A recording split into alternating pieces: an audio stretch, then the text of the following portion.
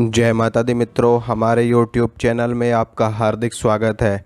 आज मैं आपको बताऊंगा कि हनुमान जी की सिद्धि शादी के बाद की जा सकती है या नहीं, क्योंकि ये प्रश्न मुझसे कमेंट में भी पूछा गया है और इसी के विषय में मैं आपको जानकारी देना चाहता हूं। देखिए मित्रों, हनुमान जी की सिद्धि शादी के बाद भी की जा सकती है, शादी से पहले भी की जा सकती है, किसी भी उम्र में हनुमान जी की सिद्धि की जा सकती है। इसमें तनिक भी संशय वाली बात नहीं है। लेकिन हनुमान जी की सिद्धि जब भी करी जाती है तो कुछ विशेष नियमों का पालन किया जाता है, तभी हनुमान जी की पूर्ण रूप से सिद्धि प्राप्त होती है और हनुमान जी के दर्शन लाभ होते हैं। तो इसमें सबसे पहला नियम क्या है कि हनुमान जी की साधना जो कोई भी व्यक्ति करना चाहता है या उनकी सिद्धि जो कोई भी व्यक्ति करना चाहता है, उसको नॉन वेजिटेरियन चीज़ों का त्याग करना पड़ता है सदा सर्वदा के लिए। यानी कि आप अंडा, मीट, शराब और ये सारी चीज़ें बिल्कुल भी नहीं खाएंगे, बिल्कुल भी नहीं ऐसी चीज़ों का सेवन करेंगे, तभी आप हनुमान जी की साधना कर सकते हो और हनुमान जी की पूरी सिद्धि आप प्राप्त कर सकते हो। प्याज लहसुन आप एक समय के बाद में खा सकते हो। प्याज लहसुन का परहेज़ सिर्फ़ और सिर्फ जब आप सिद्धि पर बैठेंगे, जब आप सिद्धि कर रहे होंगे, उस समय के लिए आपको प्याज लहसुन भी छोड़ना पड़ेगा।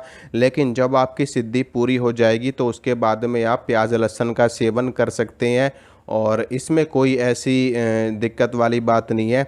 हाँ, ऐसा हो सकता है कि हनुमान जी आपसे ये कह सकते हैं कि मंगलवार के दिन आप प्याज लहसुन का सेवन नहीं करेंगे या फिर शनिवार के दिन आप प्याज लहसुन का सेवन नहीं करेंगे, लेकिन सदा सर्वदा के लिए प्याज लहसुन का त्याग नहीं करना पड़ता।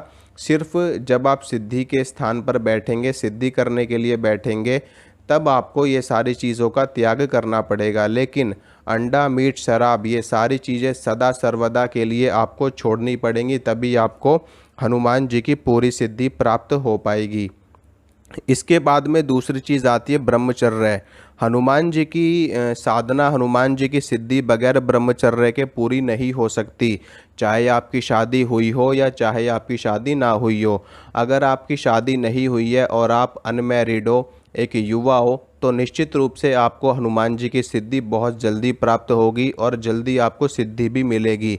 लेकिन ऐसा नहीं है कि आप शादीशुदा नहीं हो, उसके बावजूद भी आपके संबंध हो, आपकी गर्लफ्रेंड हो या आपका बॉयफ्रेंड हो या इस तरीके की चीज़ें भी बिल्कुल भी इसमें उपयोग में नहीं लाई जा सकती। किसी भी तरह का दुष्कृत्य आपको नहीं करना है, किसी भी तरह की नेगेटिव चीज़ें आपको नहीं देखनी है, किसी भी तरह का नेगेटिव कर्म आपको नहीं करना है। ठीक है, तभी आपको हनुमान जी की सिद्धि पूरी तरह से प्राप्त होगी।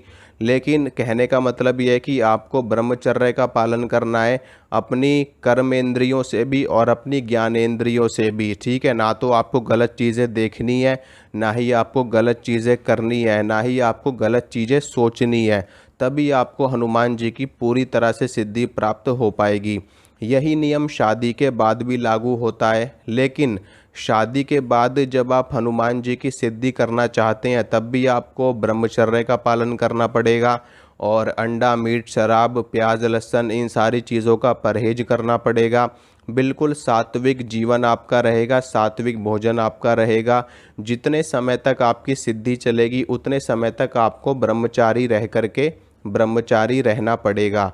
लेकिन जब आपकी सिद्धि पूरी हो जाती है तो उसके बाद में ये नियम आपके ऊपर लागू नहीं होंगे, क्योंकि जब आपकी सिद्धि पूर्ण हो जाएगी तब क्योंकि गृहस्थ आश्रम में होने के कारण आप सदा सर्वदा के लिए आपके ऊपर ये नियम लागू नहीं होंगे। लेकिन जब तक आपकी साधना चलेगी, तब जब तक आपकी सिद्धि चलेगी, तब तक के लिए आपको इन सभी नियमों का पालन करना पड़ेगा, ब्रह्मचर्य का पालन विशेष रूप से करना पड़ेगा।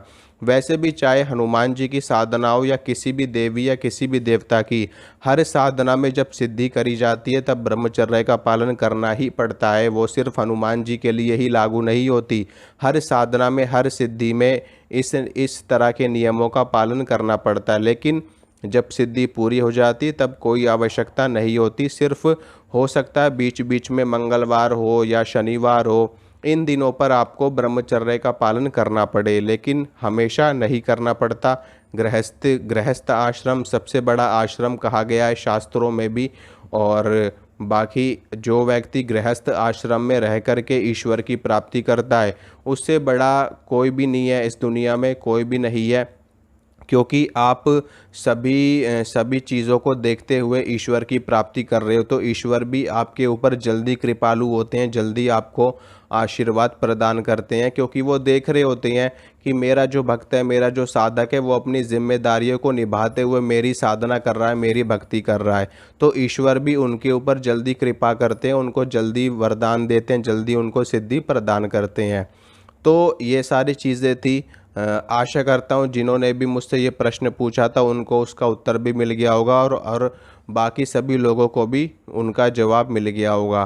तो अगर आपको वीडियो अच्छी लगी तो वीडियो को लाइक करना, वीडियो को शेयर करना और चैनल को सब्सक्राइब करना। मिलूँगा आपसे अगली वीडियो में। जय माता दी।